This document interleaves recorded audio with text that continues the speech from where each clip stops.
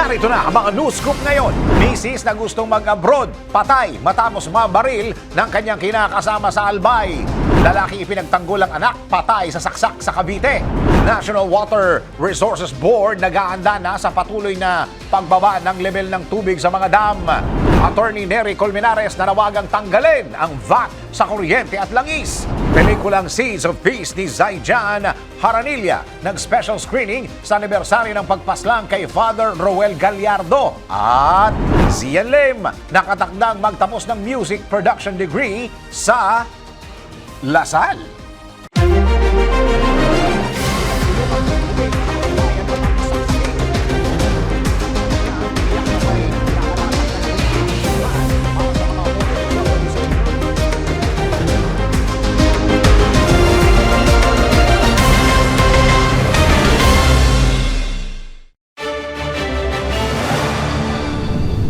Mga balitang exclusive, mga balitang na-scoop mismo ng DWIZ News Team. Ito ang DWIZ News Scoop. Ako si Dennis Antenor Jr. Narito mga news scoop ngayon. Misis na gustong mag-abroad, patay matapos mabaril ng kanyang kinakasama sa Albay. Naritong news scoop ni Angelo Bainio. Patay ang isang 32 anyos na babae matapos umano siyang barilin ng kinakasama sa Ginubatan, Albay. Ayon sa pulisya, nagkaroon na mainitang pagtatalo ang mag-live-in partner dahil umano sa selos. Lumabas sa investigasyon na nais ng babae na magtrabaho sa abroad, ngunit hindi ito sinang-ayunan ng lalaki. Sa gitna ng kanilang pagtatalo, binaril umano ng suspek ang biktima sa dibdib. Matapos ang insidente, nagpunta ang lalaki sa isang madamong lugar at binaril din ang sarili sa ulo. Isinugod sa ospital ang dalawa, ngunit pareho silang idineklarang dead on arrival. Ayon sa mga otoridad, selos ang tinitingnang motibo sa krimen. Naiwan naman ang kanilang 8 taong gulang na anak. Lalaking ipinagtanggol ang anak, patay sa saksak sa Cavite. Naritong news scoop ni Daryl Justin. Patay ang isang 79 anyos na ama matapos saksakin ng kinakasama ng kanyang anak sa Imus City, Cavite. Ayon sa ulat, nag-aaway ang anak ng biktima at ang kanyang live-in partner nang bigla itong saksakin ng suspect. Nakita ng ama ang insidente kaya sinubukan niyang ipagtanggol ang anak. Ngunit siya ang pinagbalingan ng suspect at sinaksak sa dibdib. Dead on the spot ang matanda habang isinugod naman sa ospital ang kanyang anak na sugatan. Matapos ang krimen, tumakas ang suspect at kasalukuyang tinutugis ng pulisya. Supply ng bigas sa bansa sapat hanggang Agosto ayon sa Department of Agriculture. Naritong news scoop ni Kim Gomez. Tiniyak ng Department of Agriculture na sapat hanggang Agosto ang supply ng bigas sa bansa sa kabila ng nararanasang mainit na panahon at nagbabadyang epekto ng El Nino phenomenon. Ayon kay Agriculture Undersecretary Asis Perez, masagana ang naging produksyon ng palay nitong nakaraang harvest season, kaya't walang dapat ikabahala ang publiko sa ngayon. Bukod anya sa mga inaning palay, nag-aangkat pa rin ang Pilipinas ng bigas upang mapataas ang volume ng supply. Pilipinas kasi hindi naman tayo self-sufficient sa rice. Talagang may bahagi ng ating bigas na kailangan nating kunin sa labas ng bansa. Sa ngayon, sapat pa ang ating palay sapagkat yung ating tinatawag na summer harvest medyo maganda. Siguro bago matapos ang May, June, July, hanggang early August meron pa tayong bigas. Samantala, kumpiyansa ang DA sa magandang epekto at makatutulong lalo na sa mga magsasaka kapag ibinalik sa 22 pesos kada kilo ang farm gate price ng palay. So yun po ay makatarungang presyo. Ibig sabihin, yun po dapat ang presyo na binibili natin ang ating palay. Kaya lang po, nito mga huling panahon, alam naman ninyo, nung nagkaroon po ng RTL, nawalan po tayo ng control sa importation. So kahit po sobrang dami ng palay natin, ini-import po ng import tayo, wala naman pong control o poder ang pamahalaan para pigilin ito dahil pinasa nga po yung rice tariffication law. As a result of that, ay hindi na po natin kayang pigilan. Tinig ni Agriculture Undersecretary Asis Perez sa panayam ng DWIZ. Para sa News Scoop, Kim Gomez nagbabalita ng tama, naglilingkod ng tama. Rollback sa LPG naabot sa 2 pesos per kilogram. Kasado na po ito. Ayon po yan sa LPG Marketers Association. Naritong news scoop ni Ann Rodriguez. Lumarga na ang rollback sa presyo ng liquefied petroleum gas o LPG ngayong araw, Mayo 5. Ayon kay LPG Marketers Association at Regasco President Arnel T., ipinatupad ng Regasco ang 2 pesos na bawas presyo sa kada kilo ng LPG o katumbas ng 22 pesos sa kada 11 kilo na gas cylinder. Sa bagong presyo, inaasahang aabot na sa 1,345 pesos ang isang 11 kilogram cylinder sa Luzon at 1,450 pesos naman sa Visayas at Mindanao. Tinukoy na dahilan ng nasabing rollback ang tuloy-tuloy na paghina ng presyo ng krudo sa global market na nagresulta ng mas mababang shipping cost. Para sa News Scoop, Ana Rodriguez, nagbabalita ng tama, naglilingkod ng tama. National Water Resources Board naghahanda na sa patuloy na pagbaba ng level ng tubig sa mga dam. Naritong news scoop ni Jordan Gutierrez. Nagpatupad na ng mga paghahanda ang National Water Resources Board o NWRB dahil sa inaasahang patuloy na pagbaba ng level ng tubig sa mga dam. Ayon kay Executive Director Dr. Civilio David Jr., kabilang sa mga hakbang ang paggamit ng deep wells at paghahanap ng iba pang mapagkukunan ng tubig kung sakaling magkaroon ng kakulangan, kung saan pinahihintulutan na rin ang mga concessionaires na gamitin ang mga ito kung kinakailangan.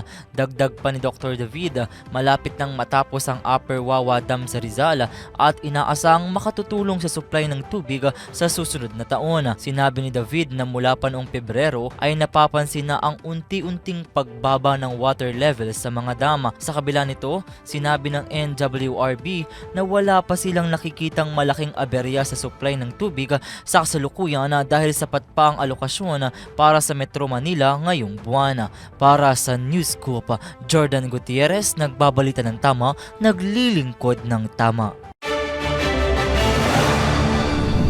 Attorney Nery Colmenares nanawagan na tanggalin ang VAT sa kuryente at langis. Naritong news scoop ni Ara Dayos.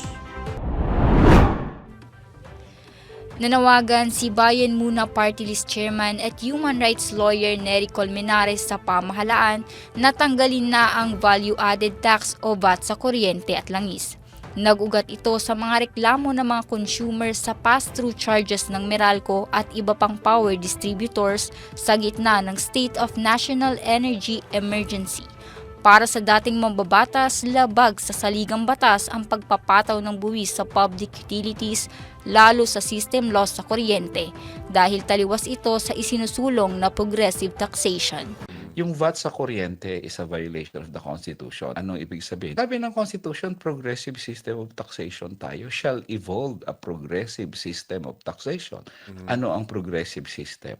Habang tumataas ang income mo, tumataas din yung share mo sa taxes, yung rate mo. O di pag bilyonaryo ka, iba ang rate mo, pag wala kang baba ka lang, mababa. Ang VAT kasi doesn't matter. Kaya mahirap ka o mayaman, 12% ka. Kaya regressive yan eh. Ipinaliwanag ni Colmenares na mas agaran ng ginhawang mararamdaman ng mga Pilipino kung aalisin na ang buwis sa kuryente at langis. Kailangan ng suporta ng taong bayan to. Yung paglaban natin na tanggalin ang VAT sa kuryente, malaking bagay yon. At syempre, VAT din sa langis. Kasi pag tumataas ang langis, tumataas din yung kuryente. Yung VAT ng dalawang yan, at least, kuryente at langis, grabe ang benepisyo pag matanggal natin yan. Kasi pag tinanggal mo yan ngayong araw, bukas sa gasolina, sa diesel, wala na yung 12%. Immediate yun. Hindi ka pa rin mga excise tax daw yung pang palusot niya. Yung VAT din sa kuryente, ganun din, instant yan. The next billing mo, wala nang VAT yun.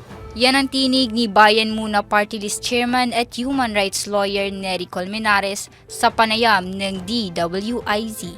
Para sa News Scoop, Ara Dayos, nagbabalita ng tama, naglilingkod ng tama. Pilipinas posibleng makatipid ng 1.7 billion pesos sa solar energy. Ayon po yan sa pag-aaral. Naritong news scoop ni Rayan Antequina. Tinatayang aabot sa 1.7 billion pesos ang matitipid ng bansa sa pagbabawas ng coal at gas imports kung makakapagpatayo ng hindi bababa sa 9.5 gigawatts ng solar power pagdating ng 2030. Ito ay batay sa pag-aaral ng International Research Group na Zero Carbon Analytics o ZCA. Ayon kay ZCA Senior Asia Regional Manager Yu Sun Chin, kritikal ang paglilipat sa mas malinis na enerhiya, partikular ang solar power, upang mabawasan ang pagsandal ng bansa sa imported fuel. Maliban dito, makatutulong din ito upang maprotektahan ang mga consumer sa pabago-bagong presyo ng langis sa global market at upang mabawasan ang singil sa kuryente. Para sa News Scoop, ako po si Rhea Nantikina, nagbabalita ng tama, naglilingkod ng tama. Senado nakahanda anumang oras na maiakyat ang articles of impeachment laban kay Vice President Sara Duterte. Naritong news scoop. Nakahanda ang mga senador anumang oras na maiakyat sa Senado ang articles of impeachment laban kay Vice President Sara Duterte. Ito ang inihayag ni Senate President Vicente Tito Soto III matapos aprubahan ng House Committee on Justice ang committee report ukol sa impeachment complaints laban sa pangalawang Pangulo, kaya maaari na itong pagbotohan sa plenaryo. Ayon kay Senador Soto, ginagawa nila ang kanilang makakaya para paghandaan ng anumang kahinatnan sa Kamara ng impeachment case laban sa pangalawang Pangulo.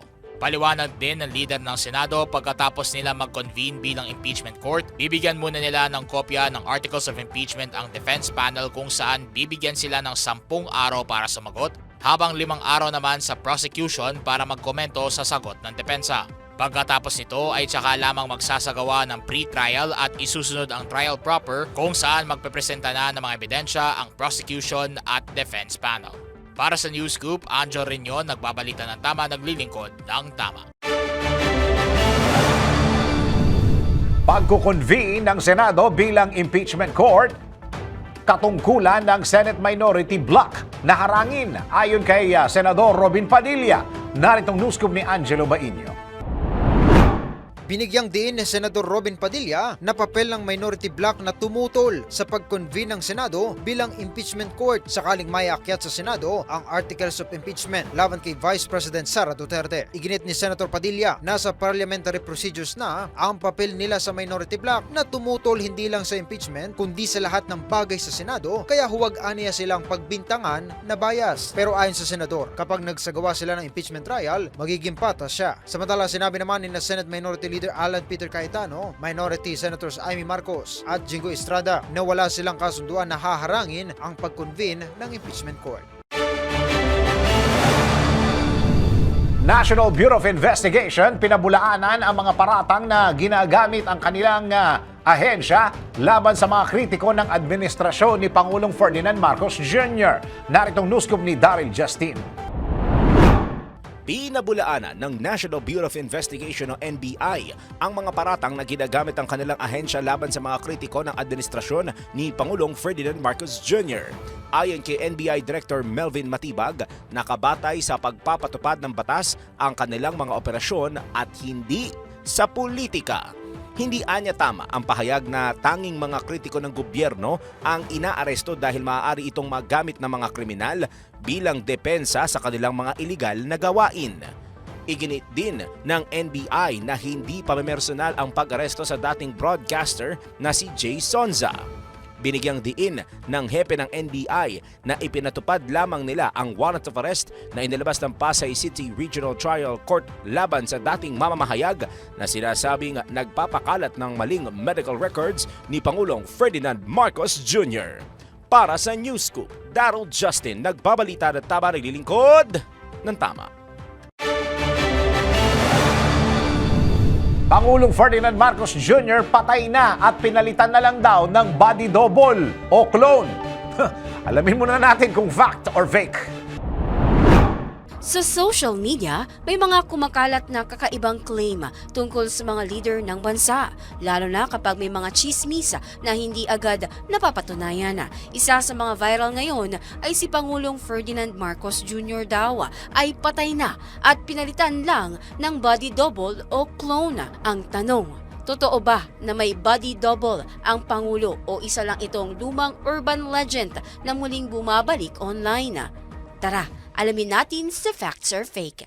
Alamin mo na kung tama o mali. Kung totoo o hindi. Bawal ang peke. DWIZ. Fact or fake?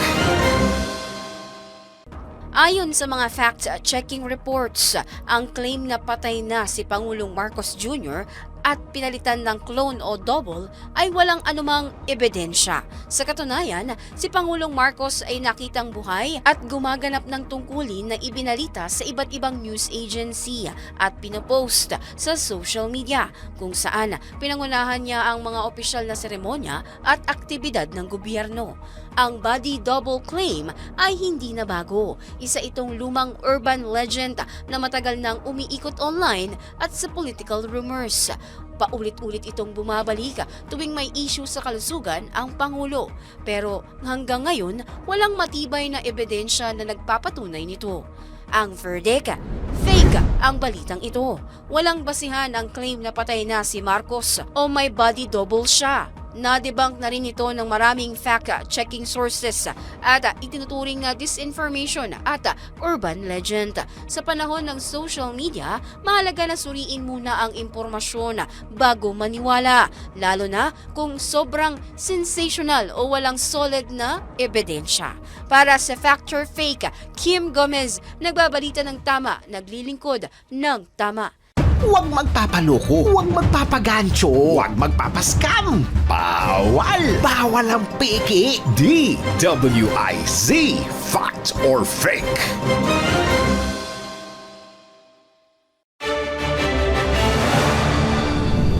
Pelikulang Seeds of Peace ni Zaijan Haranilla nag-special screening sa anibersaryo ng pagpaslang kay Father Roel Gallardo at Zian Lim, nakatangdang magtapos ng music production degree sa Lasal. Alamin sa iSpotted Report ni Anton.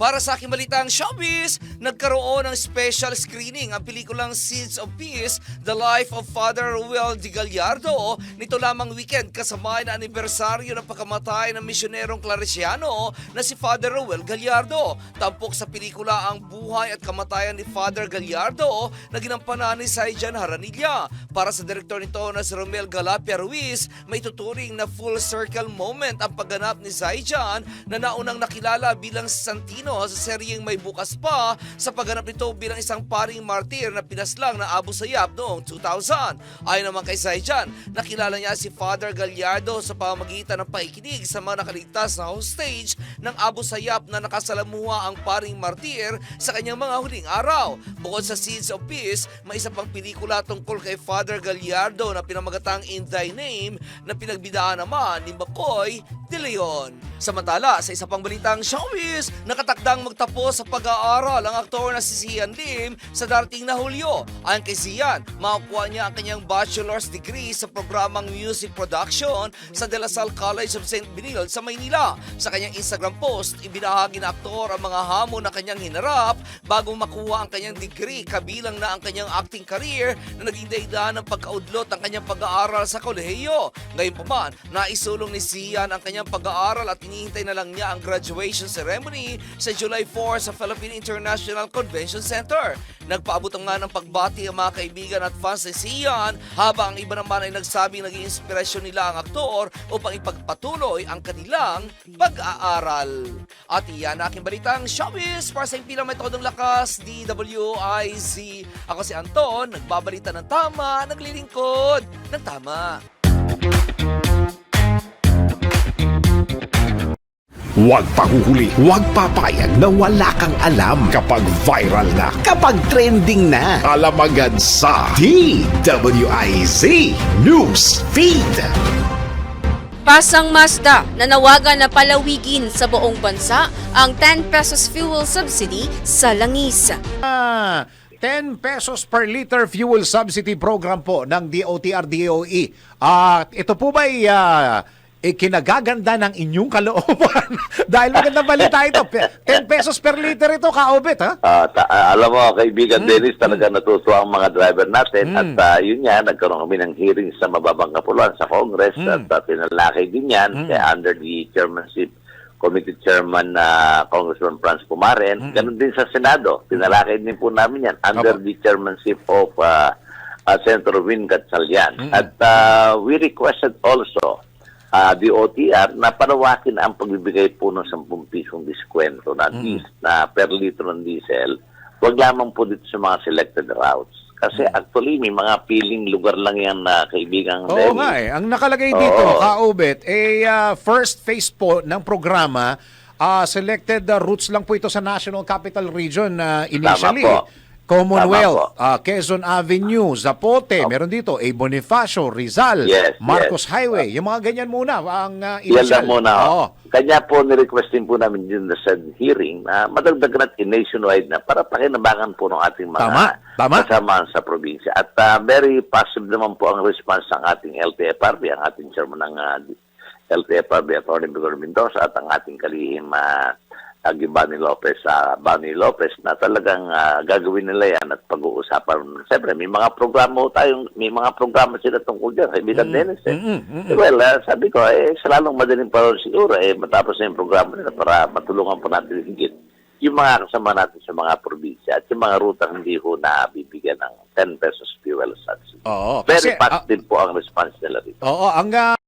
Huwag pahuhuli, huwag papayag na wala kang alam kapag viral na, kapag trending na. Alam agad sa DWIZ News Feed.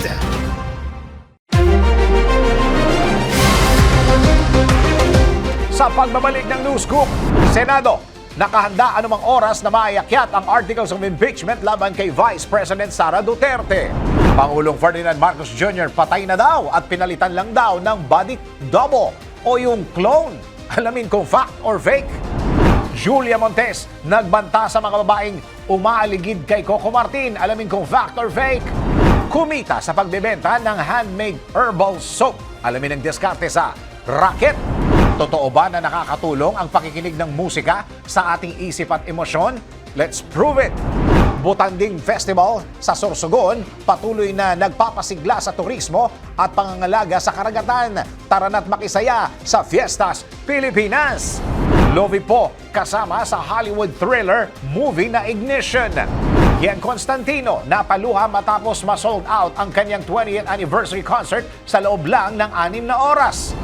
At Angel Galang nagsorry sa pang-ookray sa hosting style ni Marina Summers sa Miss Universe Philippines 2026. At Edgar Allan Guzman handa nang magkaroon ng anak. At alamin natin ang magiging lagay ng panahon kung tuloy-tuloy ang maaliwalas na gabi ngayong Thanks God It's Tuesday sa Weather Report. Mga detalye ng mga naglalaki ang balitang yan sa pagbabalik ng News Scoop.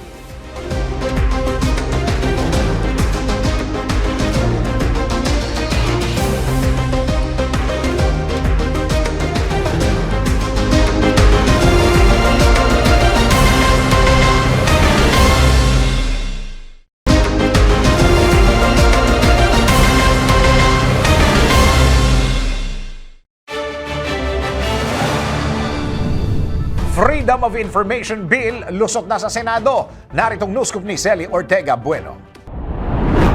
Approve na sa ikatlo at pinal na pagbasa ng Senado ang Freedom of Information Bill o yung Senate Bill number 1432. Sa ilalim nito, obligahin ang mga ahensya ng gobyerno na isapubliko sa kanilang websites ang lahat ng transaction, dokumento o records na may public interest gaya ng paggamit sa kanilang budget, bidding ng mga proyekto, procurement, utang at mga kontrata na higit 50 million na pesos pataas ang halaga. Obligahin din ang Presidente, Vice-Presidente, mga miyembro ng Gabinete, Kongreso, Hudikatura, Constitutional Commission, Militar at lahat ng nasa gobyerno na isapubliko ang kanilang Statement of Assets, Liabilities and Net Worth o SALN. Palalawakin ang panukala sa lahat ng ahensya ng gobyerno ang Executive Order No. 2 ni dating Pangulong Rodrigo Duterte na ukol sa Freedom of Information sa mga tanggapan sa ilalim ng Executive Department. Sinabi ni Senate Committee on Public Information and Mass Media Chairman Senator Robin Padilla na aalisin ito ang mga hadlang sa transparency sa gobyerno at magsusulong ito ng kultura ng accountability sa gobyerno.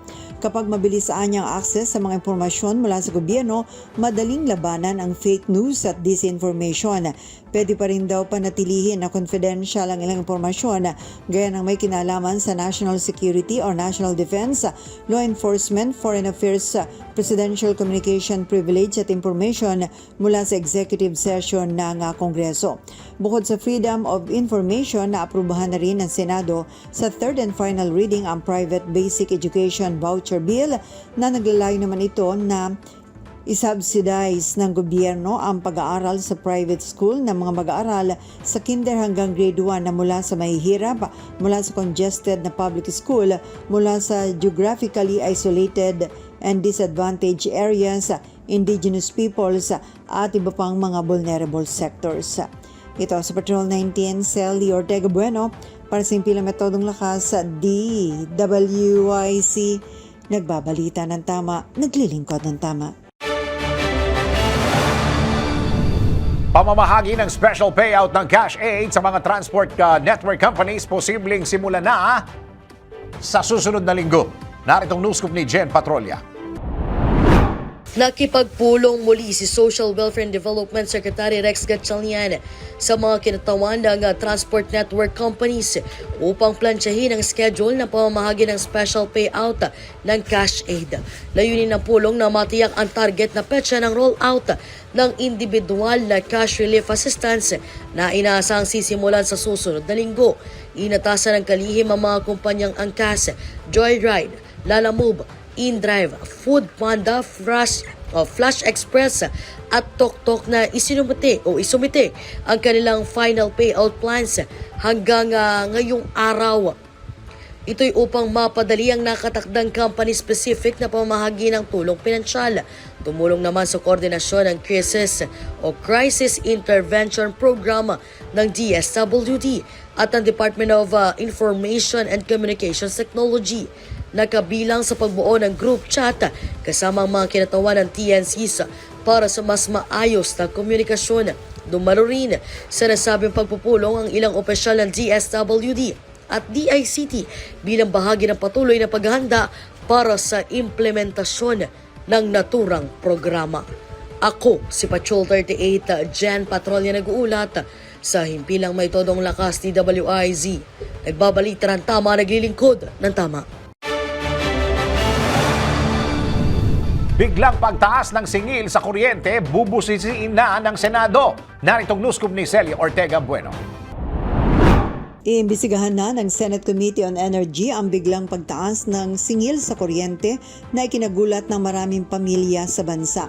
Ayon kay Senate Committee on Energy Chairman Senator Pia Cayetano, dumarami ang reklamo ng mga consumer na biglaang paglobo ng kanilang electric bill. May isang consumer anya ang nagulat nang umabot sa 7,000 piso ang kanyang bayarin sa kuryente, mas mataas kumpara sa halos 5,000 piso lamang noong nakalipas na buwan. Hindi rin nagpapahuli ang mga netizen na nagrereklamo sa social media dahil sa nila'y sobra-sobra na ang mga karagdagang singil o iba pang mga charges na umaabot pa ng libo-libong piso kasama na rin ang mataas na buwisa. Paliwanag ng senadora, binubuo ang electricity bill ng iba't ibang singil tulad ng generation, transmission, distribution, system loss at iba pang charges gaya ng lifeline subsidy, senior citizens discount at feed-in tariff para sa renewable energy. Ayon naman sa mga distribution utilities, aprobado na Energy Regulatory Commission o ERC ang mga singil na ito, habang sinasabi naman ng ERC na nakabata ito sa mga umiiral na batas at buwisa. Ngunit binigyan diin ni Cayetano na hindi sapat na legal lamang ang mga singil dahil dapat din anya itong makakabuti sa interes ng publiko. Dahil dito, nakatakdang magsagawa ng pagdinig ang Energy Committee sa susunod na linggo upang suriin ang mga dahilan sa pagtaas ng singil sa kuryente at alamin kung kailangang amyandahan ang mga umiiral na batas at patakaran. Layunin ng investigasyon na magbigay linaw sa mga issue, matiyak ang kapakanan ng mga consumer at maglatag ng mga posibleng reforma sa sektor ng enerhiya. Ito si Patrol 19, Sally Ortega Bueno para sa Impilang Metodong Lakas sa DWIC. Nagbabalita ng tama, naglilingkod ng tama. Tricycle driver timbog sa buy-bust operation sa Cagayan. Naritong news scoop ni Ronald Domingo. Arestado ang isang tricycle driver sa iknyasang anti-illegal drug bypass operation ng Provincial Intelligence Unit ng Cagayan Police Provincial Office katuwang ang Philippine Drug Enforcement Agency sa Barangay Atulayan Sur, Tuguegarao City, Cagayan. Kinilala ang suspect na si alias Marvin, 30 years old, binata residente ng nasabing lungsod at kabilang sa lista ng street level individual ng PNP at PDEA sa naturang lugar. Batay sa ulat ng kapulisan, dakong alas 7 ng gabi noong May 3, ng ikasang operasyon kung saan isang alagad ng batas ang nagpanggap bilang pusher buyer upang makipagtransaksyon sa suspect. Nakumpiska mula sa suspect ang 2 kitsil transparent plastic sachet na naglalaman ng ilang shabu na may buwang timbang na 15 grams at tinatayang standard drug price na 100,000 pesos kasama ang isang motorsiklo, cellphone at pera. Ay sampang kaso laban sa suspect ang paglabag sa Comprehensive Dangerous Drugs Act of 2002. Sa kasalukuyan siya ay nasa kustodya ng Tuguegarao City Component Station para sa tamang disposisyon. Ito ang Ronda Patrol, Ronald Aidul Domingo, nag-uulat at simpilang may tutong lakas, DWIZ. Nagbabalita ng tama, naglilingkod ng tama.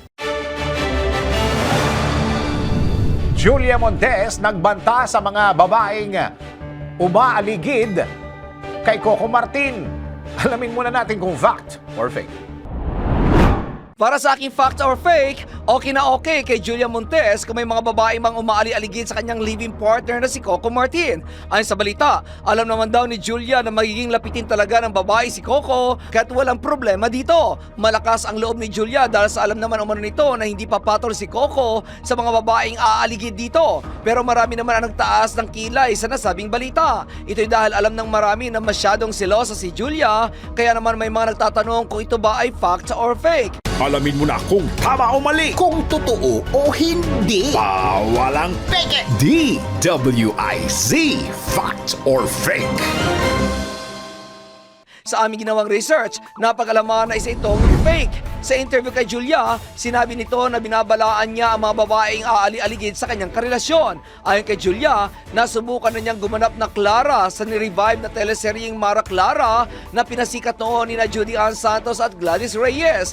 Marami pa raw siyang ginampan ng kontrabida at lahat umano ng iyon ay pwedeng maging siya in one day kung may malaman siyang mga aaligid kay Coco. Lahat daw ng inaaral niya sa kanyang buhay ay ina-apply niya rin sa kanyang sarili, sabay sabi nito nang subukan niyo pong magkamali. Dahil dito kaya't ang balitang walang problema kay Julia Montes kung may umaaligid na babae kay Coco Martin ay isang malaking fake.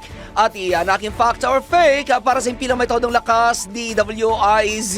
Ako si Anton, nagbabalita ng tama, naglilingkod ng tama. Huwag magpapaloko, huwag magpapagancho, huwag magpapaskam. Bawal! Bawal ang peke. DWIZ, fact or fake.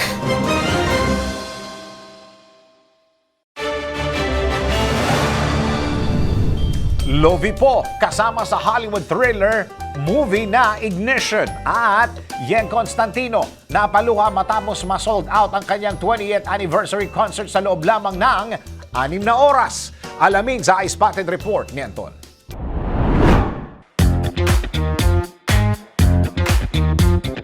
Para sa aking balitang showbiz, muling gaganap sa panibagong international film ang aktres na si Lovie Poe. Batay sa exclusive report ng entertainment publication na Variety, makakasama na Filipina actress sina Game of Thrones star Maisie Williams at BAFTA nominee Rory Kinnear sa upcoming thriller film na Ignition. Sa kanyang Instagram account, ibinahagi rin ni Lovie kung gaano siya ka-excited sa kanyang bagong Hollywood film. Sa ngayon, nasa post-production pa ang nasabing pelikula na nakatakdang ipalabas para sa mga buyers at distributors sa prestiyosong Cannes Film Festival ngayong buwan. Samantala, sa isa pang balitang showbiz, naging emosyonal si Yen Constantino matapos niyang malaman na na-sold out ang kanyang 20th anniversary concert na magaganap ngayong Agosto. Nabatid na umabot lang ng halos 6 na oras ang pagbebenta ng ticket para sa konsyerto ni Yen na pinamagatang Biyahing 20 na magaganap sa Araneta Coliseum sa August 28. Sa kanyang livestream, makikitang napaiyak ang singer dahil hindi umano nito inaasahang ma-sold out kaagad ang kanyang concert. Gayunpaman, nagpapasalamat si Yen sa kanyang fans dahil sa patuloy na pagtangkilik sa kanyang mga kanta sa nakalipas na 2 dekada. At iyan aking balitang showbiz para sa impilang metodong lakas, DWIZ. Ako si Anton, nagbabalita ng tama, naglilingkod ng tama. Huwag pahuhuli, huwag papayag na wala kang alam kapag viral na, kapag trending na. Alam agad sa DWIZ News Feed. Inflation rate sa bansa noong Abril umakyat sa 7.2% ayon sa Philippine Statistics Authority. Vice President Sara Duterte hindi nababahala sa pag-usad ng kanyang impeachment na nakatakdang talakayin sa plenaryo ng Kamara. 6 na bus operators ipinatawag ng LTFRB dahil sa umano'y paglabag sa pagbibigay ng fare discounts sa mga pasahero sa ilalim ng service contracting program. Mga magsasaka sa Albay nakaranas ng matinding pagkalugi sa mga pananim dahil sa makapal na abo mula sa bulkang Mayon ayon sa ilang local official. Agarang pagtutok sa mga lumang tulay sa bansa isinusulong ni DPWH Secretary Vince Dizon. Huwag pahuhuli, huwag papayag na wala kang alam kapag viral na, kapag trending na. Alam agad sa DWIZ News Feed. Iba pa mga balita sa pagbabalik ng News Scoop.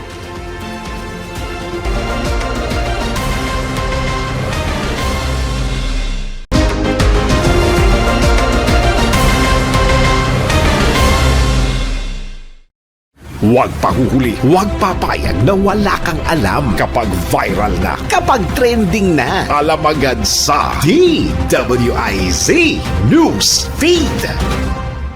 Paraguay President Santiago Peña Palacios darating sa Pilipinas para sa opisyal na pagbisita sa Mayo 11. Bilang ng mga pamilyang apektado ng Bulkang Mayon, nasa higit 50,000 na ayon sa OCD Region 5. Isa sa binabantayang low pressure area sa labas ng Philippine Area of Responsibility, mataas ang tsansa na maging tropical depression ayon sa Pag-asa. Lokal na pamahalaan ng Cebu, handang-handa na para sa ASEAN 2026 ayon sa Presidential Communication Office. Philippine Coast Guard inilikas ang higit 195,000 na mga residente matapos ang pagsabog ng Bulkang Mayon. Huwag pahuhuli, huwag papayag na wala kang alam kapag viral na, kapag trending na. Alam agad sa DWIZ News Feed. Kumita sa pagbebenta ng handmade herbal soap. Alamin ang diskarte sa report na ito.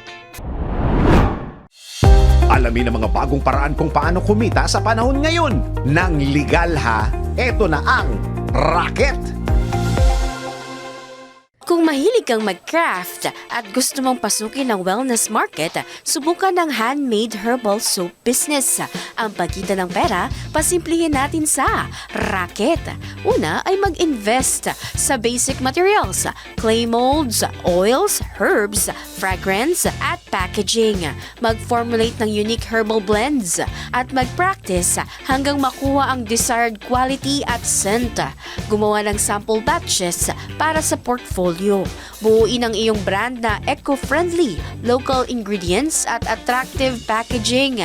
I-promote sa social media at bazaars gamit ang magandang product shots. Ang profit margin sa soap making ay nasa 25 hanggang 60%. Depende sa channel. Direct to customer mas mataas, habang wholesale ay mas mababa. Kaya kung gusto mong gawing negosyo ang hobby mo sa craft at wellness, itry mo na. Sabi nga diba, hindi napupulot ang pera. Tonight, we crown a Game Zone champion. Champions fight with heart and determination. Yan ang tunay na panalo.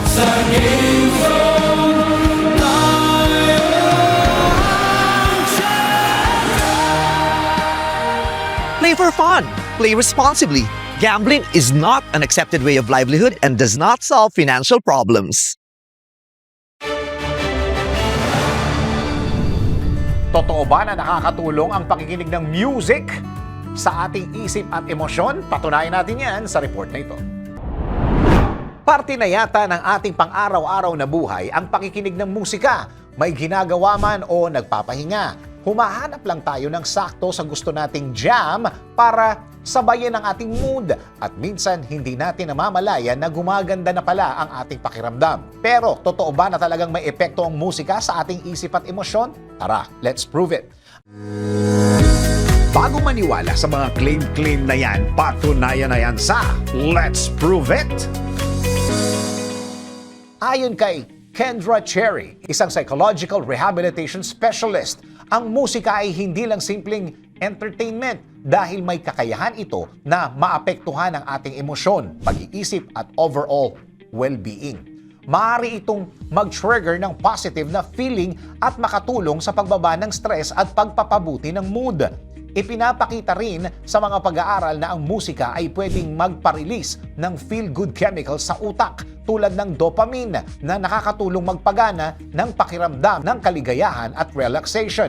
Ayon naman sa American Psychiatric Association, ang musika ay isang powerful tool sa mental well-being dahil nakakatulong ito sa pag-regulate ng emosyon, pagbaba ng anxiety at pagpapalakas ng connection ng tao sa kanilang sariling damdamin at sa iba pa. Sa madaling salita, ang musika ay hindi lang para sa enjoyment. Pwede din itong gamitin para patahanin ang isip, pagandahin ang mood at mas maintindihan ang sariling emosyon.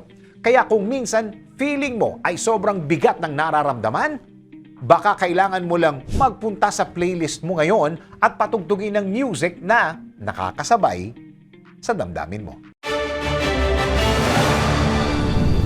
Butanding Festival sa Sorsogon patuloy na nagpapasigla sa turismo at pangangalaga sa karagatan. Tara na't makifiesta! Narito ang report. Hindi lang masaya, fiesta! Hatid ng Aliw Broadcasting Corporation ang Fiestas Pilipinas! Dinadagsa taon-taon ng mga turista at lokal ang Butanding Festival sa Donsol, Sorsogon, isang makulay na selebrasyon na nagbibigay pugay sa higanteng whale shark o butanding at nagsisilbing pasasalamat sa biyayang dulot nito sa komunidad. Karaniwang ginaganap tuwing tag-init ang festival ay hudyat ng pagsisimula ng Butanding Interaction Season kung saan maaring makita at makalangoy ng mga bisita ang mga gentle giants sa kanilang natural na tirahan. Tampok sa selebrasyon ang mga street parade, makukulay na sayawan, fluvial procession at iba't ibang aktibidad na nagtataguyod ng kultura at turismo ng lugar. Bahagi rin ng pagdiriwang ang mga programang pangkalikasan na naglalayong pangalagaan ang mga butanding at ang kanilang tirahan. Higit pa sa kasiyahan, ang Butanding Festival ay sumasalamin sa pagkakaisa ng komunidad at sa kanilang pangako sa sustainable tourism. Pinapatunayang ang pag-unlad at pangangalaga sa kalikasan ay maaaring magkasabay na isulong. Agusan del Sur, halos handa na sa Palarong Pambansa 2026. Naritong sports news. Sa mundo ng palakasan, ang latest malalaman sa DWIZ Sports News. Halos handa na ang Agusan del Sur sa pag-host ng Palarong Pambansa 2026 na magsisimula sa Mayo 24. Ayon sa mga opisyal, nasa 97% na ang kabuoang paghahanda, kabilang ang mga playing venue at tutuluyan ng mga atleta. May ilang lugar na tinatapos na lamang ang huling detalye. Aminado ang mga organizer na nakaranas sila ng mga hamon tulad ng pagtaas ng presyo ng mga bilihin, delay sa construction dahil sa ulan at mahal na pamasahe. Sa kabila nito, tiniyak ng pamahalaang panlalawigan na tuloy ang palaro at handa na silang tumanggap ng mga delegado simula Mayo at 13. Inaasahan ding lalahok ang lahat ng rehiyon sa nasabing pambansang palaro. Para sa Sports News, Kim Gomez, nagbabalita ng tama, naglilingkod ng tama. Arena Plus Sportsbook. Arena Plus. Gambling is for 21 years old and above only. Gambling can be addictive. Know when to stop. Angel Galang nagsorry sa pang-ookray sa hosting style ni Marina Summers sa Miss Universe Philippines 2026.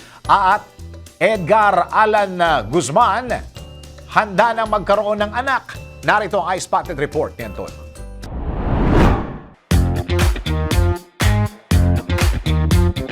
Para sa aking balitang showbiz, agad na nagsorry ang transgender na si Angel Galang matapos itong batikusin ang hosting style ni Marina Summers sa katatapos lamang na Miss Universe Philippines 2026 na ginanap noong Sabado, May 2. Ito'y matapos pagpiestahan ng mga netizen, partikular na ng mga nasa LGBT community ang kanyang post sa kanyang Facebook account na binagot mo ang hashtag MUPH, totoong buhay lang.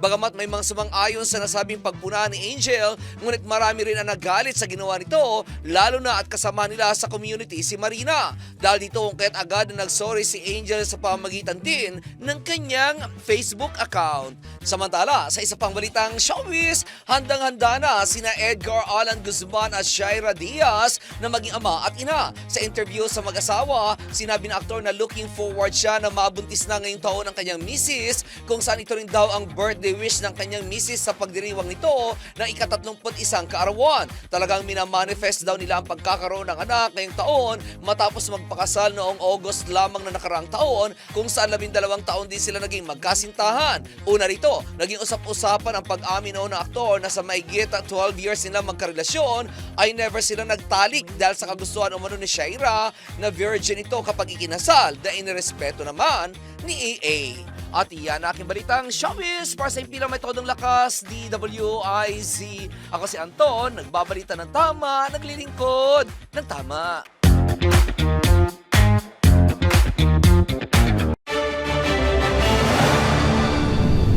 At bago tayo magpaalam, tayo muna magpatama quote of the day. Akala nila mahirap kang pakisamahan, pero ang totoo, hindi ka lang nila kayang manipulahin. Tuloy lang ang panonood, pakikinig sa mga balitang tuloy-tuloy lang nangyayari. Tutukan ng DWIZ News Nationwide at manood ng live sa Aliw Channel 23 at DWIZ News TV. Mag-like at subscribe sa lahat ng mga DWIZ Digital News accounts, Facebook, YouTube, DWIZ News app at news website, DWIZ TikTok at DWIZX account. Ako si Dennis Antenor Jr. Nagbabalita ng tama, naglilingkod ng tama.